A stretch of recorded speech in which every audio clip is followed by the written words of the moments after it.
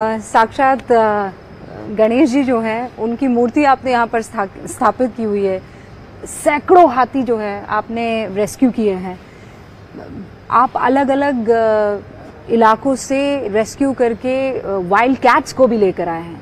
In fact प्रधानमंत्री नरेंद्र मोदी का भी प्रोजेक्ट टाइगर को ले लीजिए, जो कीनिया से चीता लाए गए थे, उनको प्रधानमंत्री तो हम सब के लिए बहुत बड़ा एक प्रेरणा है। प्रधानमंत्री ने जो भारत के लिए किया है और जो वाइल्ड लाइफ के विषय में किया है, मैं मानता हूं कि उन्होंने एक बहुत बड़ी काम किया है कि चीता प्रोजेक्ट को सफल किया। प्रोजेक्ट लायन जो गिर में है, जो एकदम दुर्लभ है, उनके कारण सफल उन्होंने ये प्रोजेक्ट आगे बढ़ाया था और हम सब उनसे प्रेरणा लेते हैं। अगर हम उनका 0.5% भी जानवर के लिए करें, हमारे लिए बहुत बड़ी बात है। वो तो बहुत बड़ी सोच रखते हैं, कर सकते हैं। हम भी जितना हमारे से होता है हम जानवर के लिए करते हैं और उनका जो उनसे जो प्रेरणा मिलती है वो कुछ अलग ही महसूस होता है। एक अलग ही पावर आ जाता है कि हम और कुछ करें। जब भी हम उनको टीवी पे सुनते कि प्रोजेक्ट लाइन है, जब वो चीता आए तो बहुत खुशी हुई।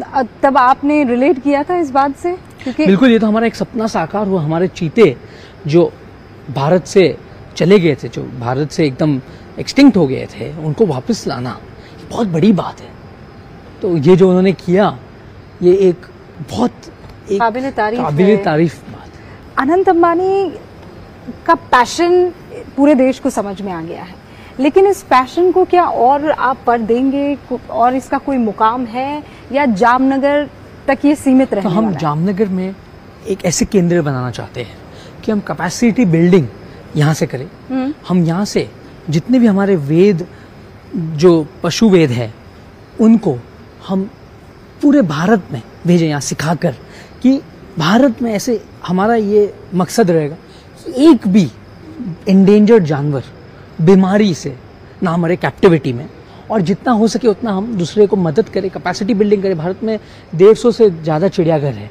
हम उन सब को जितना हो सके उतना सपोर्ट करना चाहते हैं कि वो दुनिया का नंबर 1 बने और भारत इसमें एक लीडिंग स्ट्रैटेजिस्ट बने। और भारत में हम चालू करें कि वाइल्ड लाइफ कैसा, तो इसमें बूंद बूंद से सागर बनता है। तो हम ये चाहते हैं कि जामनगर एक ऐसा हॉस्पिटल, लैब, आपने तो देखा, ऐसे एक बने कि जहाँ होगा, और रेस्क्यू सेंटर हॉस्पिटल जैसे आपको हमेशा बढ़ता रहेगा।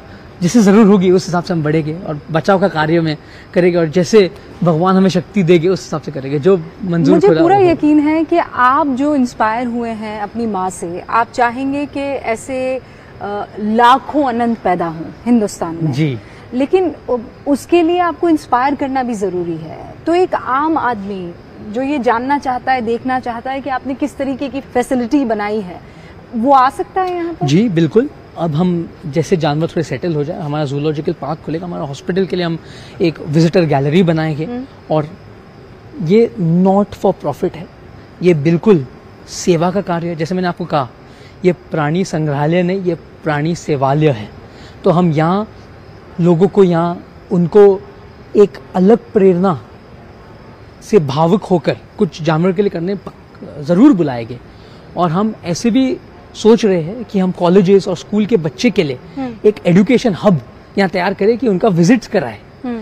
और इस पर काम चालू है और जल्दी ही जनता इसका लाभ ले पाएगी।